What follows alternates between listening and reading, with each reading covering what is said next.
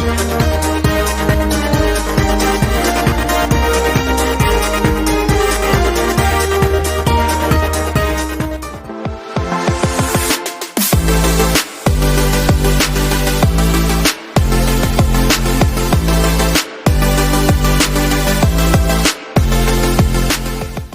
Friends, welcome to Vasantha's kitchen.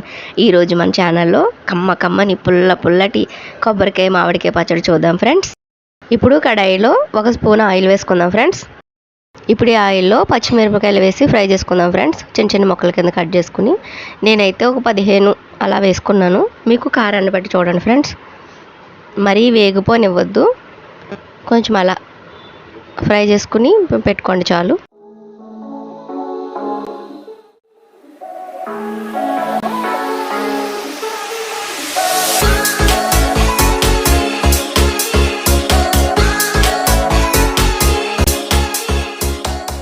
ఇప్పుడు మిరపకాయలు వేగిపోయాయి ఫ్రెండ్స్. ఇప్పుడు స్టవ్ ఆపేసుకుందాము. నేను ఒక మామిడికాయ తీసుకున్నాను. ఇలాగా మొత్తం పీల్ తీసేసుకుందాం మామిడికాయది.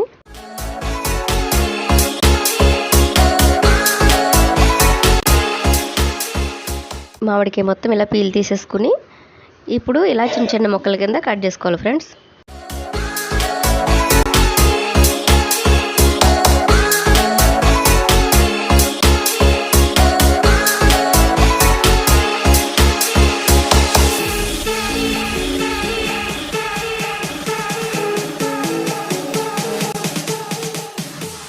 ఇప్పుడు ఈ కొబ్బరికాయని ఇలాగ తీసుకోవాలి. నేను పచ్చడికి స్టార్ట్ చేసే ముందే కొబ్బరికాయ కొట్టి ఫ్రిడ్జ్లో పెట్టాను ఫ్రెండ్స్.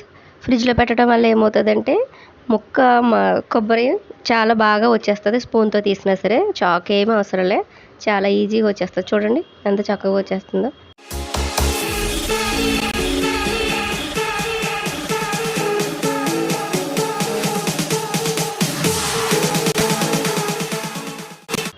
అలా అన్నమాట. ఇప్పుడు ఈ కొబ్బరి తురుముని తీసుకుని పక్కన పెట్టుకుందాం ఫ్రెండ్స్. ఇప్పుడు ఇదే మిక్సీ గిన్నెలో ఈ పచ్చిమిర్చి వేయించుకున్న పచ్చిమిర్చి వేసుకుందాం. కట్ చేసుకున్న మామిడికాయ ముక్కలు ఏవైతే ఉన్నాయో అవి కూడా వేసుకుని మిక్సీ పట్టుకుందాం ఒకసారి. అదిగో చూడండి, చక్కగా అలా మెత్తగా పేస్ట్ చేసుకుని ఇప్పుడు కొద్దానికి సరిపడా సాల్ట్ వేసుకుందాం. చక్కగా అయిపోయింది కదా. ఇప్పుడు ఈ కొబ్బరి తురుము ఉంది కదా, అందులో కలిపేసుకుందాం ఈ మామిడికాయ పచ్చిమిరపకాయల పేస్ట్.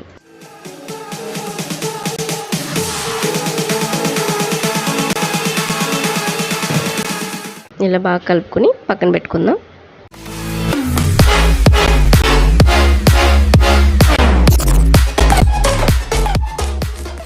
ఇప్పుడు స్టవ్ వెలిగించుకొని ఒక 2 స్పూన్లు ఆయిల్ వేసుకున్నాను ఫ్రెండ్స్.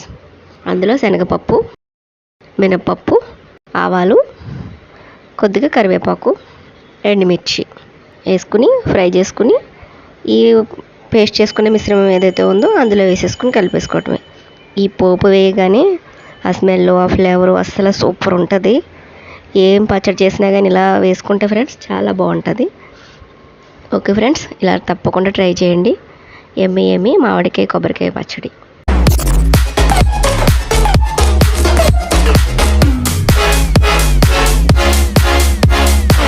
ఇలా వేడి అన్నంలో కొబ్బరికాయ పచ్చడి వేసి మా పిల్లలైతే తినిపించడం అంటే చాలా ఇష్టం ఫ్రెండ్స్. వాళ్ళు అడిగింది మనం చేస్తే వాళ్ళు కూడా చక్కగా మాట వింటారు ఫ్రెండ్స్. ఏ పిల్లలైనా, మా పిల్లలైతే చాలా హెల్ప్ చేస్తారు నాకు. పిల్లలకి వాళ్ళ పనులు వాళ్ళు చేసుకోవడం నేర్పించాలి ఫ్రెండ్స్.